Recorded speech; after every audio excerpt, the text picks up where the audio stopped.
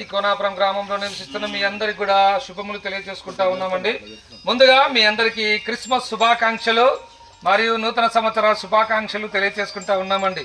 ఈ క్రిస్మస్ సందర్భంగా యేసు ప్రభుల వారి యొక్క శుభవర్తమానమును మీ మధ్యకు మేము తీసుకొని వచ్చినాం. దేవాది దేవుడు, సృష్టికర్త అయినటువంటి దేవుడు నిన్ను నన్ను ప్రేమించిన వాడై నిన్ను నన్ను రక్షించడానికి ఆయన ఈ లోకానికి దిగి వచ్చినాడు. దేవుని వాక్యంలో రాయబడింది, చీకటిలో కూర్చున్నటువంటి వారికి వెలుగుచ్చుటకై అరుణోదయ నక్షత్రం వలె యేసు ప్రభు భూమి మీదకి అరుదించినాడండి. ఎందుకంటే మానవులందరూ చీకట్లో ఉన్నారు. ఏంది బ్రదర్, మేము వెలుగులో ఉన్నాం కదా, మీరేంది చీకటి అంటా ఉన్నారు అనుకుంటాము. చీకటి అంటే దేవుని వాక్య ప్రకారము పాపం అండి. మానవులందరూ కూడా పాపంలో జీవిస్తూ ఉన్నారు. మానవుని జీవితం చీకటి బ్రతుకు, ఎందుకంటే మానవుల్లో ఉన్నటువంటి పాపాన్ని బట్టి. అయితే ఈ చీకటిలో కూర్చున్నటువంటి మానవుని, పాపములో కూర్చున్న మానవుని పాపము నుంచి విడిపించడానికి, మానవుని వెలుగులోకి తేవడానికి, మానవునికి జీవం ఇవ్వడానికి, మానవునికి పరలోకం ఇవ్వడానికి సృష్టికర్త అయినటువంటి దేవుడే నరావతారిగా భూమి మీద అరుదించినాడు. ఆయనే యేసుక్రీస్తు ప్రభుల వారండి. అదే ప్రజలందరికీ కలుగబోవు మహా సంతోషకరమైన శుభవర్తమానము. నేడు దావీదు పట్టణమందు మీ కొరకు రక్షకుడు పుట్టి ఉన్నాడు. అవునండి, మనందరి కొరకు ప్రపంచానికి మధ్యస్థానమైన బెత్లెహేము అనే నగరంలో యేసుక్రీస్తు ప్రభుల వారు బాలుడుగా, శిశువుగా ఆయన లోకంలో జన్మించినాడు.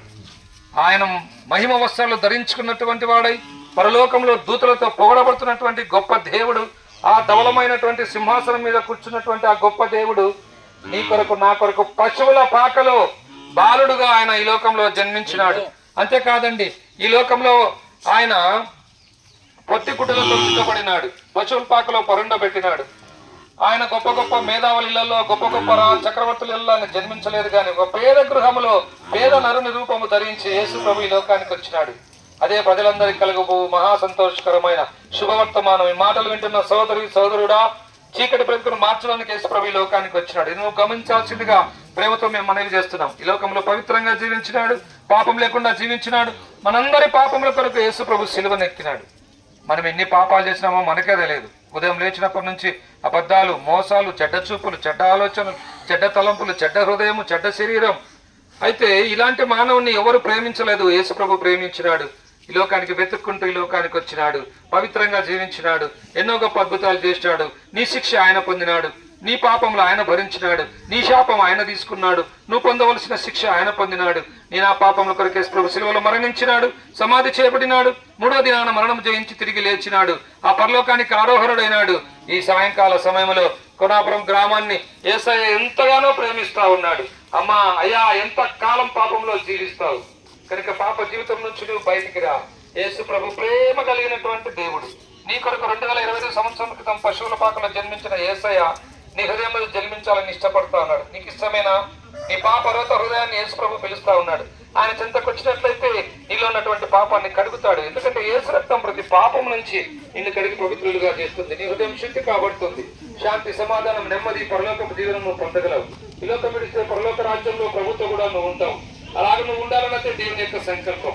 ఆ విధంగా కాక పాప జీవితంలో కొనసాగితే నిత్య నరకం, అగ్నిగుండం, పాతాళం ఎవ్వరు తప్పించలేరు, ఎవ్వరు విడిపించలేరు.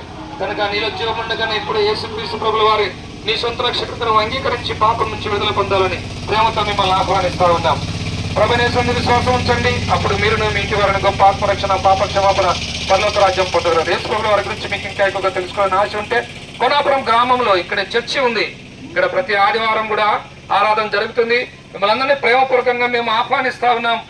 అందరూ కూడా రండి, దేవుని వాక్యం వినండి, దేవుడిచ్చే మేలులు, ఆశీర్వాదాలు పొందవలసిందిగా ప్రేమతో ఆహ్వానిస్తా ఉన్నాం. మీ అందరి కొరకు మేము ప్రార్థన చేస్తాం. మీరు